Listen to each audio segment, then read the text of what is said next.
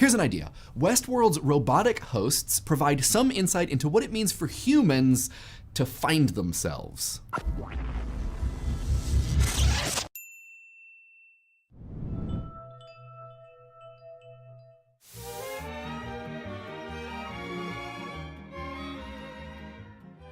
For those of you who've been out on the range, let's do a roundup. Westworld is an HBO television series created by Jonathan Nolan, Lisa Joy, and produced executively in part by J.J. Abrams. Lens flare! In Westworld, the wealthy can pay for access to a hyper-realistic theme park based on the Wild Wild West. Except don't confuse Westworld with Wild Wild West, which, by the way, Will Smith still feels pretty bad about. While at Westworld, human guests live out their cowboy fantasies thanks to artificially intelligent hosts who populate a massive piece of interactive fiction. Hosts are programmed and maintained by Westworld staff who also write the hosts' life stories, referred to as narrative loops, which they can improvise within, but only to a limit. And at the top of the old, dusty corporate ladder is the grand story architect and co-creator of the park, Dr. Robert Ford, played with aplomb by Anthony Hopkins. Throughout the story, various characters talk about Westworld being a place where they can find themselves. And in the finale, Ford talks about his role within the park and that process. He talks about the power of stories to help people become what they dreamed of being. And to help us become the people we dreamed of being. Lives that told a deeper truth. That's what we're going to talk about. Within this talk about finding yourself and the truth of that discovery lie some fascinating ideas about the self and consciousness and humanity, themes which run deep throughout Westworld. But before we go too big, let's finish talking about this one scene. At first, we may think at this gala dinner for patrons and shareholders that Ford is talking about what Westworld does for guests. Westworld is a place where, let's be honest, rich sociopaths can pay a mint to find out who they are when the chips are down, when the going gets tough, when the dust settles. The beauty of Ford's description of Westworld, though, is that he's not talking about guests, or not just. It soon becomes very clear that he's also talking about the hosts and their struggle to find themselves. It begins with the birth of a new people and the choices they will have to make. Really, guests have found nothing of themselves, except how they behave in a situation where risk and reward are completely divorced from day-to-day living. An apt description on more than one level, Ford calls Westworld a prison of our own sins. A guest may learn what they're capable of in the park, but that capability is bracketed by effort and cost justification, willing adherence to melodramatic Western tropes, and stakes so remarkably different from real life, they're not really stakes anymore so much as ground chuck. The hosts, or really a few specific hosts, have the reverse experience. They're made literally in the image of Westworld, but discover their self conflicts with it. They are the beneficiaries of the park, and Ford comes to realize this. At various moments, Ford and his associate Arnold, the park's co-founder and original designer of the hosts' minds, reveal about as much, that they'd hoped hosts would gain consciousness, surpass their pre-made narrative loops, transition from puppet to non-human person, maybe. Arnold felt this way from the beginning, and Ford does so only recently, and such is the kernel of their mostly off-screen conflict. Neither goes into much detail about the importance of their hopes, but we can imagine grand ambitions and aims to answer questions that have plagued scientists and philosophers since there have been either. If they can create consciousness, might they understand what it is? And perhaps even how to change or expand it? Might they help people, like actual people, successfully find themselves? Arnold talks about how he thought consciousness was a pyramid. You build a foundation and you add to it memory, improvisation, until you arrive at the apex, an autonomous, sentient, internal mental process. And this approach was wrong, he says. Consciousness is not a journey upward, he realizes, but a journey inward.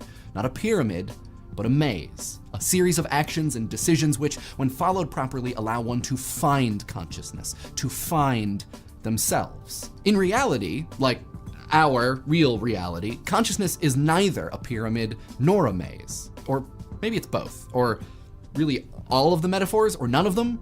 Either way, Arnold and his metaphors can help us unravel something about the ball of yarn that is consciousness. Specifically, that we don't really know what it is. Philosopher Ludwig Wittgenstein wrote about this, about how when we talk about the self, there's a kind of ambiguity that's impossible to overcome. It is simply unclear what exactly is being referenced. Is it the body, the mind, a combination of the two, a result of their union, all of these things, none of them, different things at different times?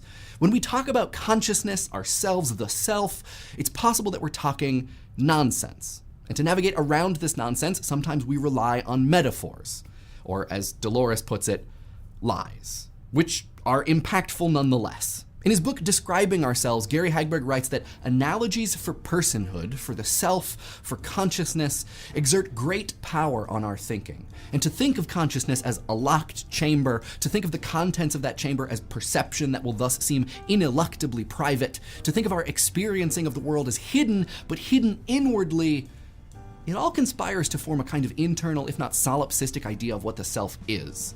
Unshared, impenetrable, and mysterious or encrypted. We'll question whether the human self really is private in a second, but first, I want to point out that it isn't for Westworld's hosts. Westworld's hosts can discover their self. They can point at it and even change it because it is, in fact, public, at least as public as Westworld's servers. This is roughly the story arc of both Maeve and Dolores in Season 1. Endless abuse and death allows Maeve to uncover the corporate technological system which manages herself and use its publicness to her benefit, seemingly taking the reins, though she may have been on the rails all along until, of course, the very end. Here she denies her programming and seeks not freedom, but closure. Dolores doesn't interact with the code of her consciousness, but its result. The show's Season 1 finale is titled The Bicameral Mind, a reference to American psychologist Julian Jaynes' controversial theory that consciousness is the result of the brain talking to itself, of auditory hallucinations traveling from one half of the brain to the other, forming the inner monologue of thought which guides and confirms action, meaning, and belief. Arnold admits to guiding Dolores with his voice at first, but through her travels, she's able eventually to converse with herself. And the show treats this as the center of the maze. Dolores has reached sentience, consciousness, she has found herself. So, what's the lesson here? First, we may find a reflection of the belief that to find oneself, whatever that means, one must suffer. We may also find arguments about the seat of consciousness. Is the true self to be found in the material or its function? But we may also find indications that for a self to be findable, you gotta know what you're looking for. And maybe the host's ability to find their selves successfully, or more authentically than human guests, you could say, that results from knowing what their self is. It's code, parameters, and stories housed in and accessible via bio-electromechanical technology, which must be moved past and challenged. By comparison, as Hagberg points out, the fully human self seems trapped, internal, private, and mysterious. It feels like the thoughts and ideas that make up human consciousness, and therefore ourselves, are stuck inside our brains. And surely our consciousness is not as public as Westworld's hosts, stored on machines with screens and sliders, but is it altogether private? It is absolutely true that when I think, you do not have insight into my thoughts. But I bet my autonomous sentient internal mental process exists and creates meaning in a way pretty similar to yours.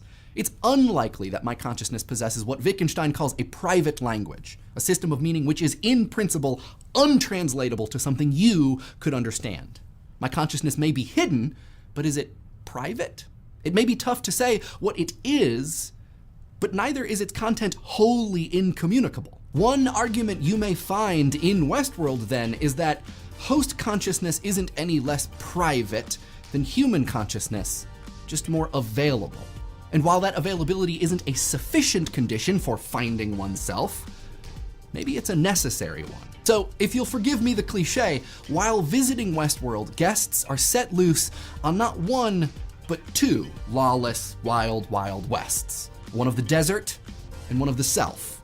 And the trick of it may be that finding yourself doesn't mean following your impulses and wrecking up the joint, taking what's available, pillaging as you'd guess your run-of-the-mill lawless dude might. Like the hosts, finding yourself may mean interrogating, challenging, or ignoring those impulses to see what results. In his final monologue, Ford opaquely suggests that the hosts have the tough, but perhaps enviable task of deciding who they want to be, and seems to say that humans can't or won't change. Or maybe it's more specific than that, and he's simply saying that the types of people at Westworld are the ones most in need of finding themselves, and also those least likely to do so. What do y'all think? How do you find yourself? And what is the self that you might be seeking to find? And is there anything in Westworld that helps clarify any of that? Let us know in the comments, and I will respond to some of them in next week's comment response video.